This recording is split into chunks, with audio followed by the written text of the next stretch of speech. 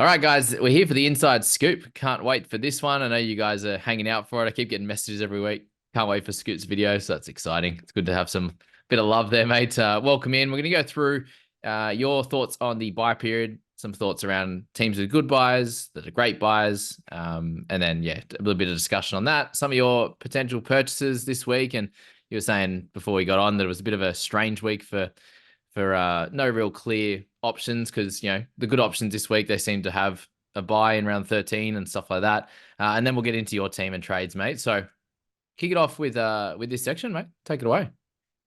Yeah, good stuff, Jamie. It was a bit of a funny week last week for me. I thankfully avoided Ponga, but I had Fogarty and all of this money floating around, and we've got two or three or four pretty good options, and none of them really play round 13. So you've got like your Walshes, your Hines might miss Origin, but very good chance. You've got some of your Storm Guns, you've got your Tigers guys like Bateman, all of the and SJ and things like that. All of these guys are really good potential ends for your team, but none of them are going to make up your round 13 numbers. So if you look up the top of the great buy and the good buy sections, those are some of the teams that are playing on those buys, and that have a pretty good schedule. So you can see round 13, 16, your Bulldogs, Dolphins, Raiders, and Roosters will play both those first two buys. And I've listed some of them as really good round 13 buys. However, probably there's not that many great ones either from those teams. So like you've got your Max Plaths and stuff like that from the Dolphins and maybe Jeremy Marshall King. Isaiah Not too Katoa, I sure. keep forgetting to talk about too. So Yeah, he's getting up there in price as well at the moment. So yeah, do you 520 jump on him something. now or not? Yeah. Bulldogs obviously can't buy this week because after all the carnage, they're not playing this week. It's their buy. So afterwards there might be some interest, but you can't really go for them with all this money sitting on the sidelines. So you've got to do something with it now. Yeah. So in conclusion, prepare to get towards some of these Raiders and Roosters guys, even though their buys are coming up for like your Raiders and the Bulldogs now. But just keep in mind some trades and some money in the bank to be able to go for those guys. So somebody like Sam Walker's coming back this week after a couple of weeks out from concussion, really high break even, losing a lot of money. He's probably going to go under 500k. That's Sam Yes. Walker, and he'll play round 13. Mm, That's a brilliant round 13 option, but you probably can't do it this week unless you're prepared to lose another 50k. Somebody else, Ruben Garrick, going to be really good in a couple of weeks too when he's bottomed out, but he doesn't play round 13. So you've got to take note of these guys, but you've also got to plan not to get like everybody who's just really good now, because if you do, you're going to have like eight, nine players in round 13, and that might include like Sam Hughes and Salmon if you haven't sold them yet. definitely. Have you gone through and sorted out your squad and see where you're at for all the buys? I've started to, but as I Heavy. was doing it up, I realized how dire it was pretty much because you've got like the Sam Hughes and the Salmon who are the guys that you want for the round 13, but you probably don't want to hold them that long. Hey, I'm Yeah, thinking that's of fair. selling somebody like Salmon because we've got like Preston and everybody just around the corner, and then they could be gone because as options because Curran is doing really well and eating lots of minutes. So there's a lot of considerations for who's coming up, who's going to play in Origin, all those sort of things. Mate, So Cleary's as finally it back for you. stands, pardon? Cleary's finally back for you. Oh, mate, that's been the worst decision of my season so far, unfortunately. It was almost okay until it meant last week everybody else captained Hines and the Cleary holders captained Grant or Jamal Fogarty. So huge swing just in that last week at the crucial time, Yeah. unfortunately. But drop 110 on the Cowboys, please, somehow without making the score too crazy. But we live and we learn. Yeah. It's a Expensive tough guys one. on the bench for that long, you probably can't hold expensive guys as long you can hold like maybe a Brendan Piakura, for example. I know some people did hold him straight through, and now he's back without a trade. Yeah, that definitely helps. So yes, focusing on your team, mate. You got Fog's out obviously as well. So that puts you down to 13. And then let's say Talangi is a no-go as well. So that puts you at 12, right? Heading into round 13. And something I just wanted to note that this week's been a bit of a focus on the bye period and setting yourself up for that now. But we still have 5 weeks left, right? Before round 13. So Hmm. still, if there's a few of those guys you spoke about that have a buy in round 13, like it might be the Storm, Warriors, these types of guys that have 13 and 19 off, they could still be really good buys this week, just given they have 5 weeks on.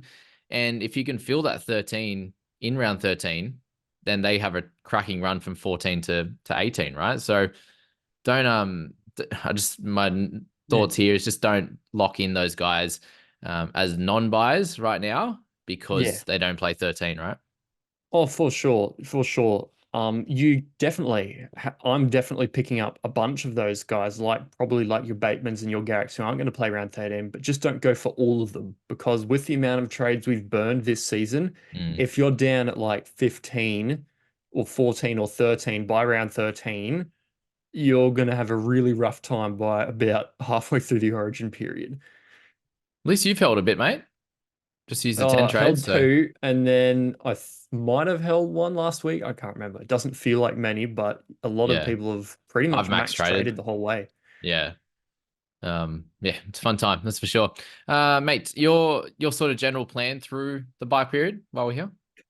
My sort of general plan through the buy period is to um, focus probably more on what's happening in round 14 and beyond than round 13. Make sure you've got at least close to a squad there. So even though I've said all of that, and don't buy everybody, buy some of them because they're really good. Your Batemans, your um, your Brayleys, all of these guys who potentially might not be guys that either stay in your team for the whole year or don't play round 13, they'll help each other out. One that does one will do the other, but especially for round 14 onwards, just make sure you don't have a billion Raiders and Roosters, especially still. I think they're going to be really dangerous teams if you've got like a Chris, a Chevy Stewart, an Ethan Strange, a Sam Walker, a Terrell May. All of a sudden, you've got to get 17 that week, Mm. and you're really struggling, especially if guys aren't backing up. So keep an eye Yeah. on those, but be flexible with who you're planning to sell around that time because if you're trying to hold through that section, you could end up really, really short. Yeah. Round 14, it seems like a bit of a harder one for me right now. And with you, Fogarty's obviously not going to be there in your squad. So that puts you back up Mhm. to 16 or 17, obviously taking out Talangi there as well. So Yep. yeah, everyone's going to be really different depending on what kind of makeup they've got. And yeah, I think obviously getting optimal 13 in 13, 16, 19, 17 in the others is optimal. But from what we saw last year, right, we weren't always able to get that full amount of numbers, and it No, wasn't a I think big I've wasn't a big detriment, was it? Like it obviously no. helps, but If you got close, it was pretty good because a lot were struggling to miss like one or two per buy. I think I missed a total of three potential over those 6 rounds, which I thought was a pretty big win. I know Eddie, I think, only missed one, which helped him really rise up the ranks. hmm, And as you and I and Matt really came home strong through that origin period, having flexibility is probably more important than locked in trades. So don't trade yourself into a corner by buying all non-round 13 guys, but it's fine to buy some of them. And you probably remember some of my huge buy planners at the beginning of Origin. A lot of the players we were buying by round 17, 18 were completely different to what we thought we were going to buy. So keep apart keep it from flexible, but it pays to have a bit of a plan so you're not wasting two or three completely unnecessary trades because they're extremely valuable down the end of the year, especially in round 27 when I had one and I think we all had about 9, 10, 11 players. mate, big Greg the leg Marzu is the best part of all that, that's for sure. He was in your Awesome. buy planner. He So there you was go. great. There you go. I was gonna say something, but that's all right. We'll move on to some of your buys for the week, mate. We'll get out of Yep. this spot now. Maybe start with some cheapies. Who do you think is the best cheapie at this point? I haven't really spoken too much about Atkinson. Is he one of those ones where we just need a little bit more info because he's wing fullback and half dual? I I really, really want some info this week. Um, Look, I think it's serious enough, and the fact that they've stood him down immediately Instantly. Yeah. means that it will be serious enough that there'll be some time. Now, I've seen that his court date is May the 17th, which is Friday, round 12. That's 4 weeks. My suspicion is if they don't throw the book at him and chuck him out for half a year or whatever, is that they'll keep him out until then, give him a big fine, and then say, oh, he's been suspended 4 weeks anyway, he can come back. I'd say that's my rough gut feel on what might happen at this Interesting. stage. Is 4 weeks enough, Yeah. especially given that rubbish first score that's pushed his break even up? Maybe, but like you'd roll him to score about 40, and Hines is pretty dominant. So I think he'll be okay, but then there's risk that he Mm. won't get that time, and there's risk that he won't score well. So if you're looking for something with more security, like maybe a KO weeks if they don't sign Sexton or Sanders early, something like that, that could be more longer term play, even though it's slower. I don't know how to read KO weeks because Yeah. Would it's you go like him or Stewart? Just on quick thought. I think Stewart kicked goals when Fogarty was out last week, didn't he? Yeah, he'll be the goal kicker. That'll probably push me towards him because I'd say, look, based on the preseason that they wanted to start him there over Rapnut, and they're like, oh, he's not ready, give him a bit of time, and Mm. now he's back in. I'd say there's a lot more chance that he'll stay there and stick longer term than some of these other blokes. So I'm happier to get Stewart than Weeks. But yeah, don't buy too many Raiders because they have an upcoming buy and one in 14 as well. Having a couple is fine. I'm going to probably buy one or two of them shortly as well. Just make sure you don't have like Chris, Stewart, Levi, Strange. It's just, it gets too many. Yeah, three max, really. I think if I'd say that's you're probably likely about going to right. have like a Crichton or a Terrell or a Brandon Smith or something as well. So it gets a little bit Yep. tough on that front. KO, are you expecting him to average what amount? Look, if they don't change anything, they don't sign anyone, and it's just stranger weeks and halves, there has to be some kicking somewhere. So they're both not really big kickers, so I think they'll both share some kicking load. Mm. I don't think they'll kick for a combined 600 or 700 meters a game that Fogarty was getting, but if they do 200 each, sort of a thing, that could be enough to push them up from low 20s to mid to high 20s and be a nice option. Yeah, that's fair. Weeks didn't kick much in the trials. It was mainly Strange though, from memory. So Mhm. yeah. Chevy mates 26 into a 10. Would you still buy him now?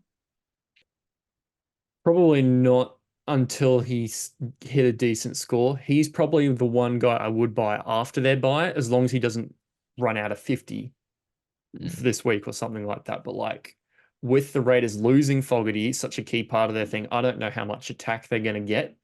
And I'd say he's more a later buy than one this instant. Yeah, so there's a lot of people right now either grabbing Chevy or Weeks so they can get Hines or Cleary. Do you think that's fine, or do you think it's just not worth going up to that big dog and getting a guy that might average 25 max? It depends what you're going to do with them. If they're going to be your sole captaincy option, sure. If they're not, it's a bit more risky, and you've either got to be really confident on one of them or just probably go somewhere else, save a little bit of money, and then be able to grab those Sam Walkers, Ruben Garrick types when everybody else is scrambling for trades and suddenly got nobody to sell. Yeah, that's fair. Any of the Greys and those types of guys interest you this week, or? I don't mind Jai Gray if you think he's going to stay at fullback because he has got the weapons and the tackle breaking and the attack to do it. It's just how much do we really believe that Trell's finally going to get pushed out of fullback? Could happen, but you're risking it. Yeah, he seems to have even against the better teams, I think he scores better than Chevy and Weeks, to be fair. Just Yeah. just in running alone. But mate, where are the targets for you this week? Is it early mid range? Is it sort of 5 to 600K? Where are you looking? My first trade that I've locked in, haven't even thought about it since team lists have come out, is Fogarty to John Bateman. Like Yeah. Bateman back in the middle, doing the middle and edge hybrid role rotation last year was where he was scoring 50s and 60s and 70s, and he's priced to 600. I'm going to lock that in, not playing round 13, but being a really good player throughout the whole rest of that buy period and well underpriced. Easy one there. That gives me about 300K for potentially my next two trades. And I've ummed and ahed about, do I go like Salmon and Flanagan to Hines and Atkinson? Because that just fits. And that's really tempting for me to try and catch up on all the points I've missed by having the double Cleary and Hines duo. Cool. But do I play it safer and grab like a Piakura this week for a Tulagi, sit a little bit, and then just easily buy a Sam Walker and Ruben Garrick and those types next week, and not have to really worry about blowing up my bench again? Yeah, okay. How you set up, Evan? You got what? Couple of Raiders fine on the Eels front. So yeah, buys over the next few weeks. So you could kind of almost run like Talangi in there and not be an issue, right? Like over the next few weeks. Yeah. Yeah, I'm It's how you get probably those max points, really. Like at the rank you're at, that's probably key at this stage, isn't it? Just because you don't, I don't know, how many rounds in do you want to be fairly late in the, like low in the rankings? That's probably the yeah, I question you need probably to ask. want to be. I would ideally like to be back inside the top 10,000 by before Origin, and Mm, that's probably only about 300 points at this stage, even though I'm that's true. 34,000 rank or something. Yeah. So getting a good 17 on the park rather than a good 15 and a bit of a lackluster 16 and 17 Mm, is probably a priority. okay. It's just how I go about that. So Bateman on the bench helps with that. Yep. Um, and then I've got to figure out, do I go for Piakura, who'll score me a nice 40, versus a Hines who'll score me a nice 70, and then somebody else on the bench who might score me 13, like Flanagan or Levi. Yeah. No, that's fair. Thoughts around Samuela Fainu at 430 odd, 425. For me, I think he. I don't like the minutes uncertainty, but I like the fact that he's high up in the pecking order for the Tigers. So I think he'll do somewhere in the middle. I think he'll be okay. I don't think he'll be end of the world if you miss him, or end of the world if you buy him and he flops. I think he'll probably make you around about that 100K mark and do some good things for you, especially if you have him until about, I don't know, that round 16 buy and he plays that and you can upgrade him to somebody who plays round 19. That's probably where I'd sit on him. I not have him right up the top of my priority list at this stage, but he's a potential target if it fits for your team. That's fair. Any thoughts on how that might play out on the weekend? If you think he'll start a bit, Bateman will go to his edge, something like that, or I'd say it'll probably be, I'd expect probably between 50, 60 minutes at second row. okay. I'd reckon Bateman probably does the whole game or very close to the whole game. Wow, massive. Starting off, maybe he'll start off in the middle for 30 and then come on the second half at the edge. And Fainu will get like 40 minutes at edge and then a little tiny bit in the middle, come off, something like that. Yeah. Yeah, I agree that he seems like he's stepped up a gear and he's in definitely in Benji's plans and they're just going to use Pole for a few less minutes because Finder was coming on and playing Yep. big minutes off the bench anyway. So I suppose it just gives Yep. him more opportunity and if things go right, he can play the full 80, I suppose. But yeah, Yep. interesting. He's yeah at a price where I think you can kind of catch up a few points, that's for sure. Mate, Trey Fuller, pretty heavy on my list this week. Once I've kind of realized that, Hammer's obviously going to be in Origin and they play 13, 16, 19, and they need a good fullback. And I can get him for the next 3 weeks. He's going to miss random weeks, but if he's there for those games, that's what I'm buying him for. What are your thoughts? Yeah, he's not too bad. It's a very good point, Hammer being out for those weeks. It's a matter of, are you looking for points or are you looking for cash value? Because he'll get you that cash value early on. He might lose a bit on those non-origin weeks in the middle, but those points during those weeks will be good. He won't play, I really. guess the main part is, do you think Farnworth goes to fullback when he's back? Because that could hurt him a bit. Otherwise, he's pretty good. Well, he won't play if Hammer's back. Oh, Like I mean, he'll just be out the yeah, if side. When Hammer's back, he'll be gone. But like for Yeah. Farnworth, when Farnworth's back before Hammer, would you Yeah. expect that Farnworth just goes straight to center again? Yeah, well, my issue is their centers. Like, I think that's their only problem right now. Like, Tessie New got dropped for a reason, so Herbie Yep. should go straight back into that. And then Averillo didn't start the year there either. So yeah, I imagine in this kind of side that Herbie needs to be at center. Again, I might be a little bit biased given I'm looking to go for Fuller, but yeah, Tessie got dropped and like his defense is terrible. So yeah, that's my thoughts. But yeah, there's a little bit of my optimist side of me think, there's a chance that coming back from a hamstring that he comes in and plays center for a couple of weeks anyway and shores it up, Hammer, before Origin, if he comes back for a week or two. And I don't know. That re-injury risk with hamstring is someone that, strides out very fast. I don't know. There's something there. But yeah, anyway, that's the risk I'm taking this week. So I just wanted to get your thoughts on that one. Nice. You grabbed Chester last week, did you? Yep. Picked up the 35. Obviously, yeah, happy with that. In a game where they got hammered, and then they've got Panthers this week. I still think he scores about 30, and then Yeah, should score I well think after that, right?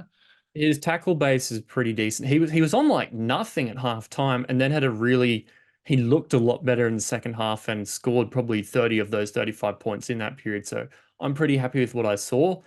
I just can I have my rant about the scoring updates? Because I think I lost about 9 points off Turbo, 7 points off Kuraz, and like 5 points off Chester in the updates. What's going on here?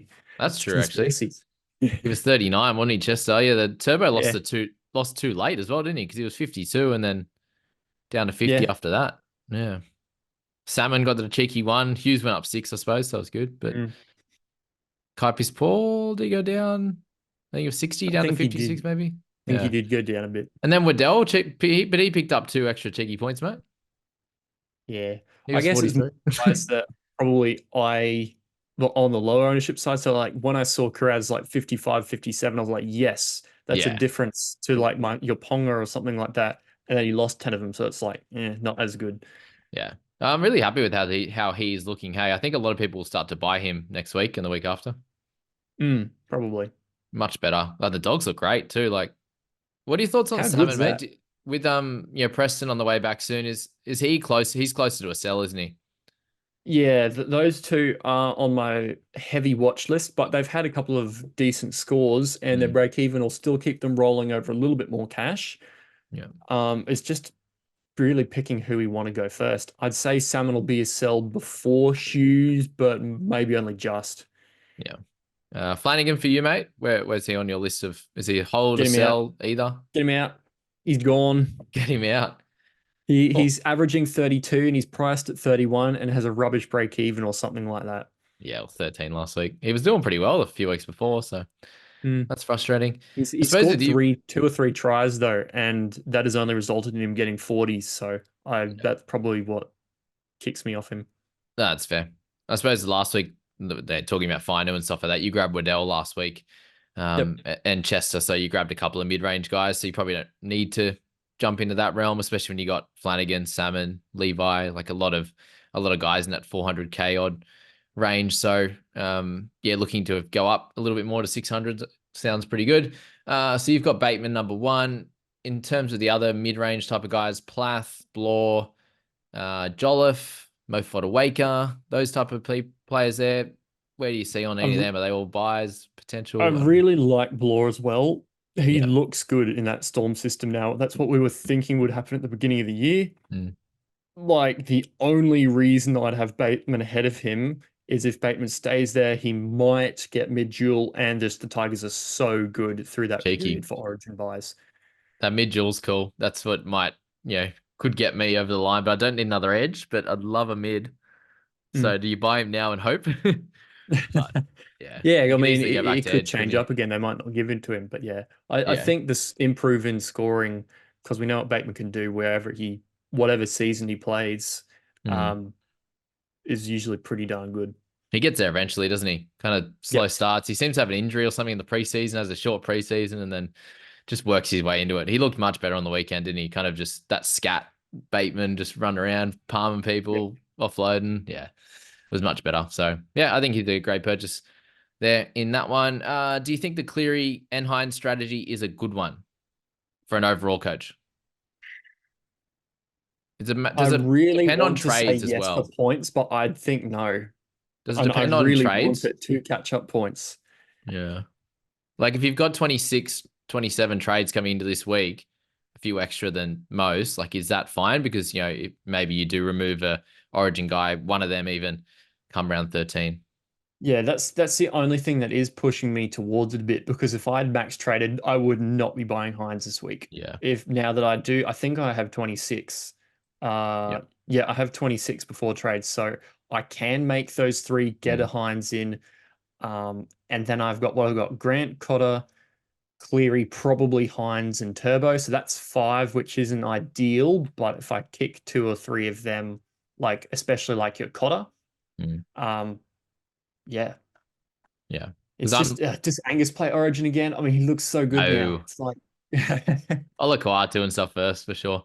I'll call him a tonguey. But hopefully, hopefully, yeah, I was just thinking that for my squad there, having 23 trades, I just don't think I can take the risk on buying yeah, any Origin players right now. So I'm just going to yeah, go that's fair. against that. If I've got any chance of doing really well this year, I need to just hope that those guys have slightly lower weeks and the guys that I pick go really well. Because I need to save trades over the buy period. I think that's going to be the only way for me to do it, right? Yeah, I'd say that's right. Yeah. All right. Any final touches on this video, mate? For round eight, we got a 2 p.m. game tomorrow. So excited for that. Oh, it's so good. Get your popcorn ready. Get your footy feed going and enjoy some quality Anzac Day football. Are you a beer man, Scoop, or any alcohol of choice? No, not really, but I will be certainly lounging around watching this. We love the popcorn. Good stuff. Thanks for watching, guys. Appreciate you all for making it to the end of the video. And if you did make it to the end of the video, say Scoop rules with RULZ. That would be great. Just so we know that you made the end of the video. Thanks to you, legends. Scoop will reply to you as well if you say Scoop rules. Correct? Catch you there. Catch you in the comments. Sounds good. See you guys.